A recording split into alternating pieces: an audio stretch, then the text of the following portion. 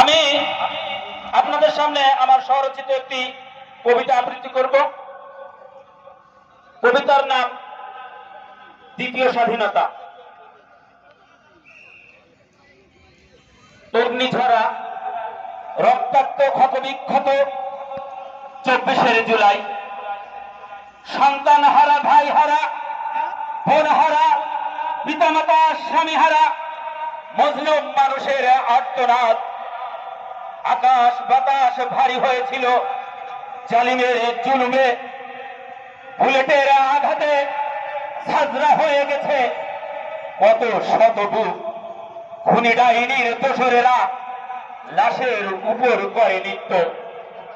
এ যেন এক খুনের রাজ্য। অভিভাবকহীন রাজপথ, প্রতিবাদে প্রতিরোধে রাজপথ লাল বর্ণ ধারণ করেছিল। সেদিনের সেই গণবিপ্লব ভুলিনি, আজও ভুলব না, ভুলার নয় এ স্মৃতি অম্লান। নরপিশাচের শকুনের চাহনি, ক্ষমতার নেশায় মেতে রক্ত পিপাসু হায়নার বেছে বিষাক্ত কাল নাগিনীর বিষ দাঁত বসিয়েছে খেটে খাওয়া মেহনতি মজলুম জনতার বুকে।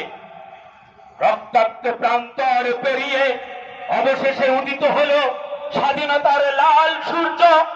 ইতিহাসের পাতায় নতুন করে লেখা হলো বৈষম্যহীন বিপ্লবের অমর কাহিনী।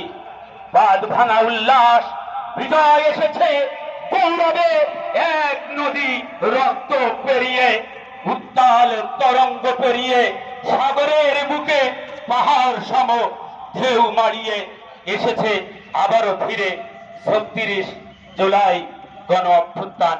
ধন্যবাদ সবাইকে। আসসালামু আলাইকুম।